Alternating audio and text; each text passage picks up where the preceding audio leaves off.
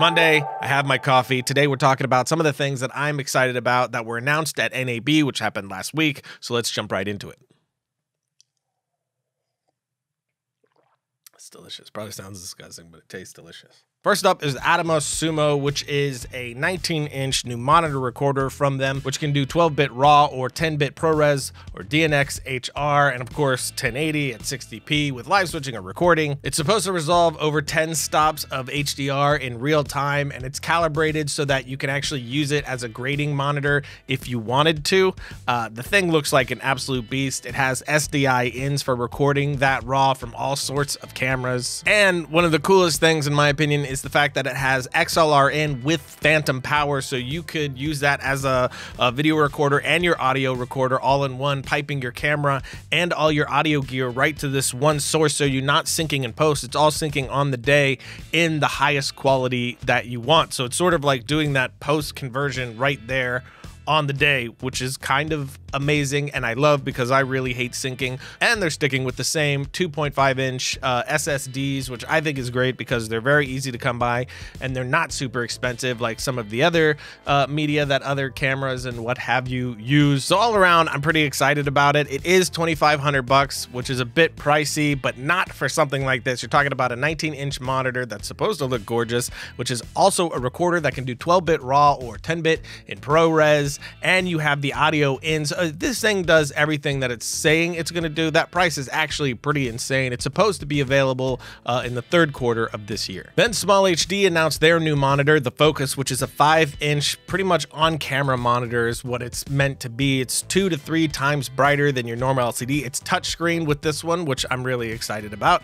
But most importantly, it's only $500. And for a SmallHD monitor, that's really exciting because SmallHD monitors, in my opinion, are some of the best monitors you can get. They've been the monitors that I've used on every production that I've done in the past, I don't know, 5 years probably. So I'm very excited about this one because although I wouldn't use it for, say, a short film, with some of the traveling work that we do, like interviews or things that we do for Variant or even BTS work on our short films, a monitor like this is perfect because for those types of gigs, you don't want to be super obvious. You want to stay as inconspicuous as possible and you don't want to end up in people's eye line. So this is a great way to better see what you're filming, but also stay compact as you need to be in those situations. Next up is the Ronin 2, just announced by DJI, which looks incredibly sexy, but we'll get the bad right out of the way up front, which is the fact that it's pretty heavy at 12 pounds before you get anything on it. So I don't think I would be able to use this without like an easy rig or something similar that we used for Action Month, but I never really do anyway unless it's for an extremely short shot, so not much is going to change here. The three main factors that I'm extremely excited about with this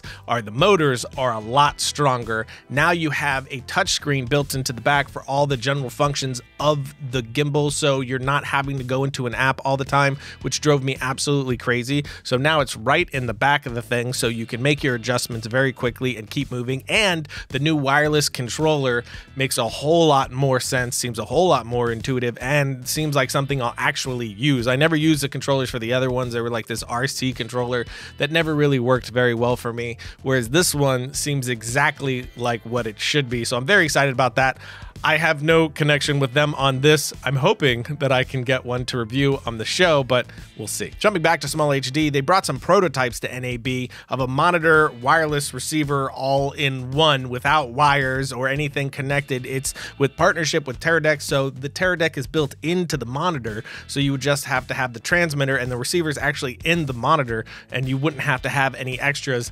I love this because my director's monitor is always packed full of all sorts of stuff, and it's really cumbersome to carry around. So I'm really hoping this is something that they put out very soon. They're saying that they're trying to get it out this year based on the feedback, which isn't surprising because it sounds really awesome. They have another version that when you flip it sideways, it's a 2-up. You have a cam and a B cam, or if you flip it right side round, you can swipe to go between A cam and B cam. I love everything about these things, and hopefully we see them very, very soon. No Film School did a whole post about it, which you can check out on their site. But now let's take a quick break, and then we'll get into some more exciting goodies.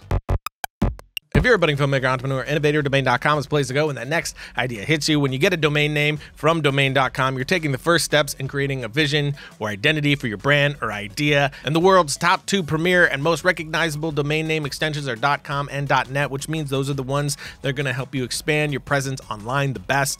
And domain.com is reliable, affordable, and easy to use, but they're hooking you up even further with 25% off when you use the coupon code FilmRiot at domain.com's checkout. So when you think domain names, think domain.com. Logo. Jumping right back in, Westcott's releasing new light mats, which are going to be rgb-w, which means you can have the full spectrum of color in those lights, which makes me so happy.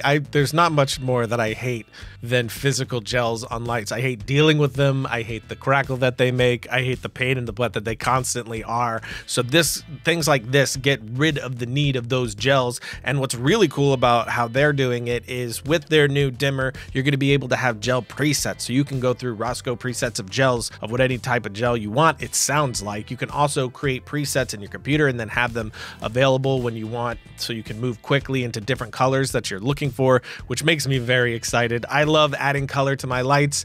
I often don't do it because I hate gels that much. So things like this get me really excited, but they have that new dimmer, which are going to work with the other mats as well. It doesn't mean you're going to be able to do whatever color you want with the other mats, but it does seem like a very nice new system for that dimmer and with the new power option as well. And the last thing I'm going to talk about is from Film Convert, which is something they're working on called Cinematch, which is software that is going to color match your different footage together. Right now, they're just talking about how it matches the different cameras together, which is great, and I will definitely use because I'm often shooting with multiple different types of cameras. But what I'm hoping that it's going to do very well at, and it definitely seems like it's going to, is matching shots in the same location as the lighting's changing. So if you're shooting outside in the day and it gets a little cooler, then it gets a little warmer thanks to clouds and what have you, that this is going to match it easily for you so you don't have to. They show in the example how quickly it does it. It's like 6 seconds and then the 2 cameras are matched perfectly, which is so great because it is such a pain in the ass